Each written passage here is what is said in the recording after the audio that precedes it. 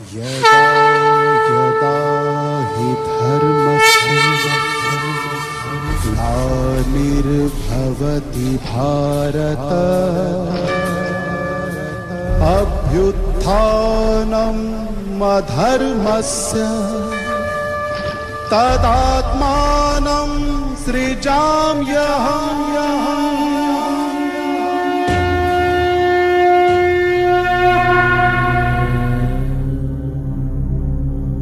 गीता में वर्णित इस प्रसिद्ध श्लोक में भगवान कहते हैं कि जब जब भारत में धर्म की अति ग्लानि हुई, अधर्म बढ़ा, तब तब धर्म की पुनर्स्थापना करने के लिए परमात्मा ने इस धरा पर अवतरण लिया है। आज अधर्म अपनी चरम सीमा पर पहुंच गया है और पाप का घड़ा भर चुका है, और यह कहना बिल्कुल भी अतिशयोक्ति नहीं होगी कि वर्तमान समय हम घोर कलयुग से गुजर रहे हैं,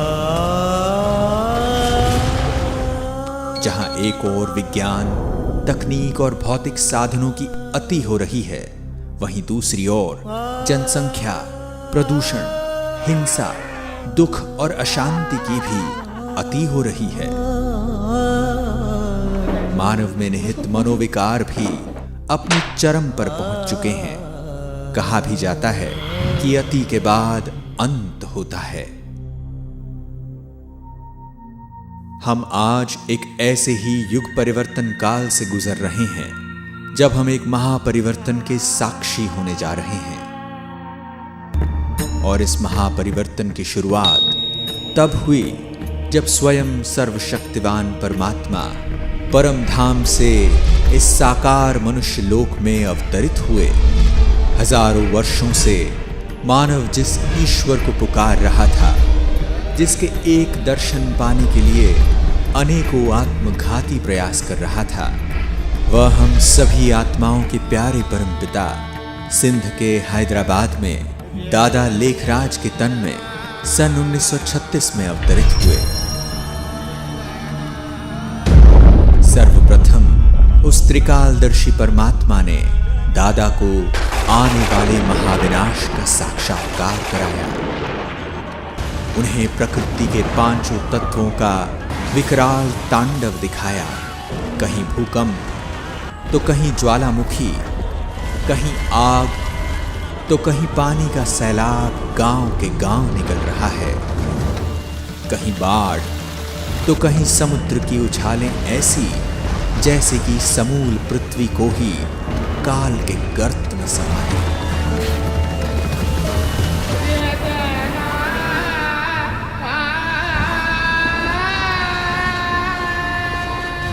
साथ ही उन्हें कत्लेआम का मंजर भी दिखा, जहां सारे विश्व के महायुद्ध में विध्वंसकारी हथियारों द्वारा नरसंहार दिखा,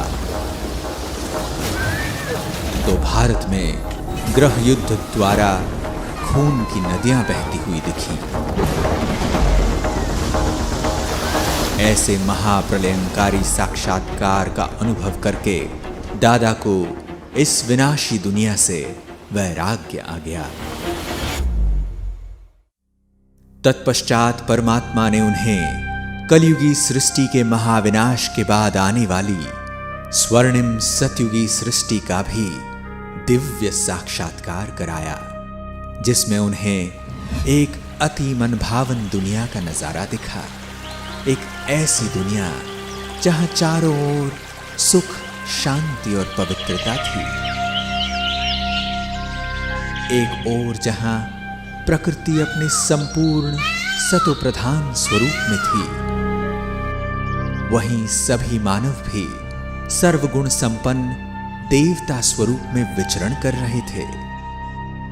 सर्व प्राणियों में भी प्रेम और सद्भाव की भावना थी। उस दुनिया में श्री लक्ष्मी और श्री नारायण का राज्य था। उस सर्व सुख से संपन्न युग में एक राज्य, एक धर्म और एक भाषा होने के कारण हर कोई सुखी और समृद्ध था। इसके पश्चात निराकार परमात्मा ने दादा को ऐसी श्रेष्ठ दुनिया स्थापन करने के लिए निमित्त बनाया और उनका अलौकिक नाम दादा लेखराज से प्रजापिता ब्रह्मा रखा तथा नियमित रूप से उनके तन का आधार लेकर सत्य ज्ञान की धारा प्रवाहित करना प्रारंभ किया और ऐसे ही शुरुआत हुई ओम मंडली की। यहां आने वालों में अनेकों को दिव्य साक्षात्कार होने लगे और धीरे धीरे यह ओम मंडली पूरे हैदराबाद में विख्यात हो गई। इस पूरे संगठन ने 14 वर्षों तक गहन तपस्या की और 1950 में ओम मंडली पाकिस्तान से भारत में आबू पर्वत पर स्थानांतरित हुई तथा ओम मंडली नाम को परिवर्तन कर प्रजापिता ब्रह्मा कुमारी ईश्वरीय विश्वविद्यालय रखा गया। ज्ञान, योग, धारणा, सेवा द्वारा प्रभु प्यार में पल रही शिव शक्तियों ने धीरे धीरे भारत और विश्व में अलग अलग स्थानों पर सेवा शुरू की। सन 1969 में ब्रह्मा बाबा अपनी संपूर्ण अवस्था को प्राप्त कर अव्यक्त हो गए, परंतु परमात्मा द्वारा स्थापित किया गया यह अविनाशी यज्ञ आगे बढ़ता ही गया और आज सारे विश्व में फैल चुका है। 8 दशक पूर्व परमात्मा ने ब्रह्मा बाबा को भविष्य में होने वाले महापरिवर्तन के जो नजारे दिखाए थे वे आज हमें साक्षात देखने को मिल रहे हैं। आज हम बारूद के ढेर पर बैठे हैं। पूरी पृथ्वी को कई बार नष्ट कर दे इतने परमाणु हथियार आज हमारे पास हैं। 2 विश्व युद्ध तो हम देख चुके हैं और तीसरा विश्व युद्ध कितना विकराल हो सकता है उसका अनुमान हम लगा सकते हैं। वायुमंडल में हो रहे परिवर्तन भी हमारे सम्मुख हैं। ग्लोबल वार्मिंग आज पूरी दुनिया के लिए चिंता का विषय बन चुका है। अनेकों पीस कॉन्फ्रेंसेस और क्लाइमेट चेंज कॉन्फ्रेंसेस होने के बावजूद भी कोई भी इस विकट परिस्थिति को नियंत्रित नहीं कर पा रहा है। न चाहते हुए भी हम अपने विनाश का स्वयं ही आह्वान कर रहे हैं। समय बहुत तीव्र गति से आगे जा रहा है। आवश्यकता है कि हम सभी इस महापरिवर्तन काल को पहचानें। हमारा उद्देश्य आपको महाविनाश की बात से डराने का नहीं, अपितु उस विनाश के बाद आने वाली नई स्वर्णिम सतयुगी दुनिया के बारे में बताना है। इस परमात्मा अवतरण की वेला के महत्व को जान परमात्मा द्वारा बताई जा रहे श्रीमत को अपने जीवन में धारण करने से ही हम उस दुनिया में जा पाएंगे।